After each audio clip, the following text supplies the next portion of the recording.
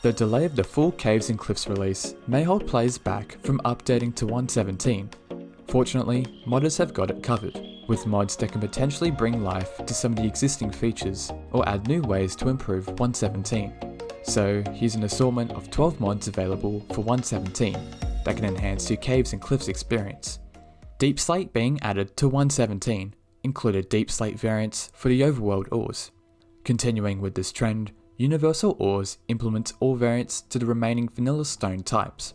Vanilla ores can now be nestled inside andesite, diorite, granite, and tuff naturally, making the game feel more immersive by having the ores blend in with their surrounding stone types. Step simply adds a stepping enchantment for boots, which can be obtained at around 20 levels in the enchantment table. As the name suggests, stepping lets the player step up any blocks that are one above you, in the same manner as horses. Having this enchantment just makes traversing the world much more enjoyable, and will come quite handy for the new Cave and Cliff generation in 1.18. Axolotls were one of the new mobs brought to 1.17, that can fight alongside the player in conquering the ocean depths. In-game, they come in 5 colours, but with the More Axolotl Variants mod, these cute predators are given 10 new colour variants to spice them up. Most of these new variants spawn naturally, with the 2 unique variants, the Skulk and Gloxolotl, spawning only from breeding axolotls, which currently are extremely rare. Hookshot brings a grapple hook-like launcher to the game, letting players hook onto objects from 24 blocks away. With the smithing table, hookshots can be upgraded to become even more useful to have, such as being able to use the hookshot underwater, double the durability or its range, or damage hooked entities.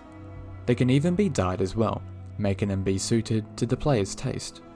Young's Better Strongholds completely transforms the vanilla stronghold design, adding in a plethora of new rooms, traps, and decorations, as well as overhauling existing rooms to feel more detailed and diverse, yet sticking true to the vanilla aesthetic.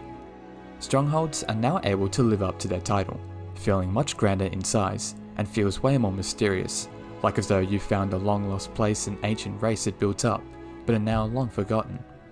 Additional additions seeks to bring extra uses to many items in game, most notably the new materials from 1.17.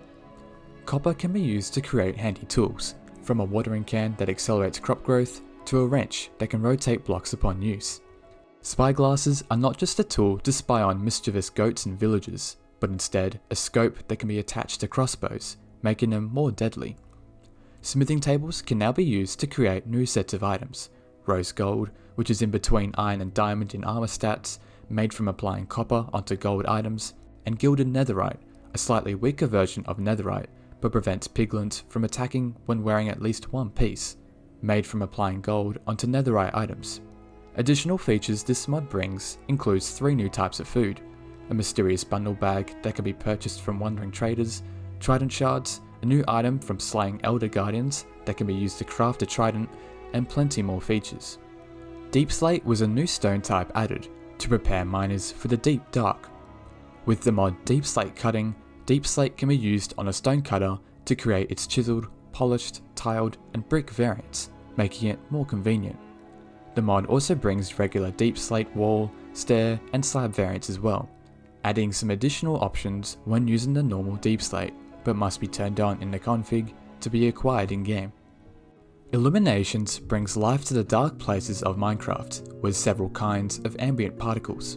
When night descends, fireflies will creep out, buzzing around peacefully on the surface.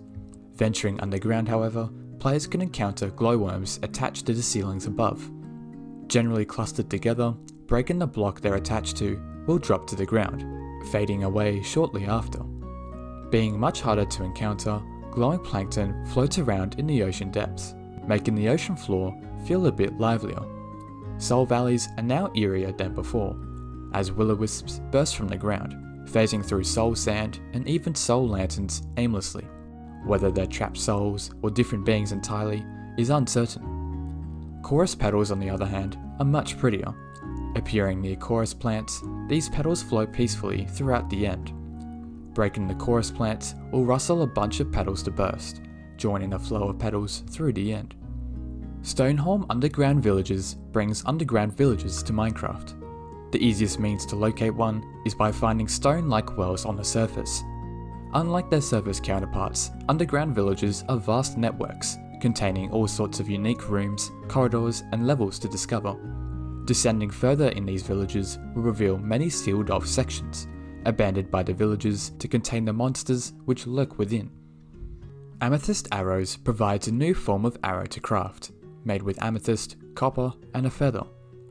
Their pricey cost makes these sharper tipped arrows deal 2 extra hearts of flat damage compared to standard arrows. Not only would players have a new type of arrow to take advantage of, but the mod gives them players incentives to mine out copper and amethyst. Dwelling within the hottest places in Minecraft, players can encounter lava monsters, deadly creatures from the hot pools of lava that will be sure to reduce players to atoms when given the chance.